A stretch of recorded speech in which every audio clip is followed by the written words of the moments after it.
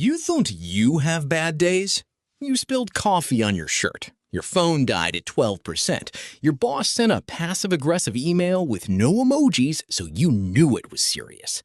Now imagine waking up every single morning to find out your country is being bombed. Your army is losing. Your friends are doubting you. Your own political party wants you gone. And the entire world thinks you're a joke. That was Winston Churchill's Monday and Tuesday and pretty much every day for years. But here's the ridiculous part. He never stopped. He never curled into a tiny ball and cried into a cigar. How? How does a human being survive that much failure without losing their mind? Let's be honest. Most of us lose hope because our Wi-Fi is slow. We give up on our dreams because one video got 12 views. We quit the gym because it rained once. Churchill, meanwhile, lost an election, then another election, then got blamed for a whole war that went terribly. He was called a clown, a drunk, a failure, a dangerous old man. People laughed at him in newspapers.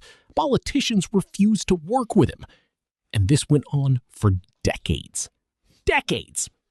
You feel attacked when someone leaves you on red. He felt attacked by an entire nation and still showed up to work the next day with a weird hat and a cigar like nothing happened. Here's the chaotic truth about Churchill. He didn't have some magical superpower. He wasn't born optimistic. In fact, he struggled with depression so badly, he called it his black dog. It followed him everywhere. Some mornings, he couldn't get out of bed.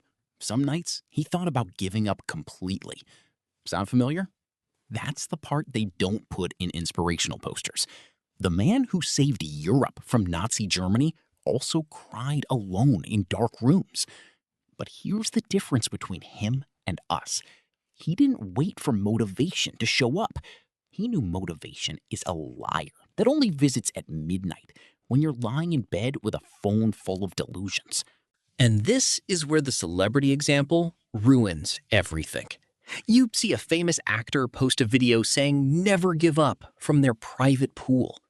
They've never failed a day in their life. They got lucky. They know it. They just won't admit it. Churchill didn't get lucky. He failed forward. He failed upward. He failed so hard and so often that failure stopped scaring him. That's the secret nobody sells you. Hope isn't believing everything will be fine. Hope is knowing things might get worse and choosing to keep going anyway. Because quitting is boring, and you're already here. So what did Churchill actually do? He talked to himself like a crazy person, out loud. He said never, never, never give up, over and over until his own brain believed it. He made small wins. He celebrated tiny victories. He didn't try to fix everything at midnight with a beautiful plan.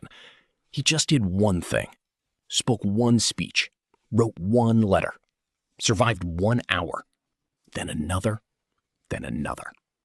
While you're watching motivational videos at 1 a.m., planning to wake up at 5 a.m. and become a millionaire by Tuesday, Churchill was asleep by 10 p.m. Because real work happens when you're rested, not when you're delusional. The ending is painfully simple. Real hope doesn't arrive in a dramatic movie moment with orchestra music and slow-motion tears.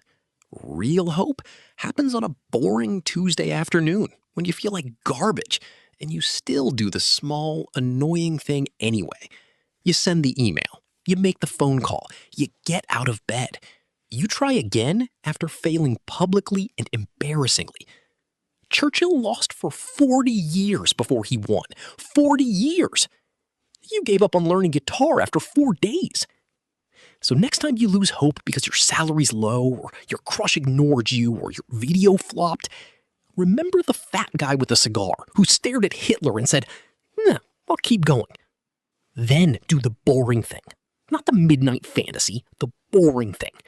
That's where hope actually lives. And it's annoyingly free.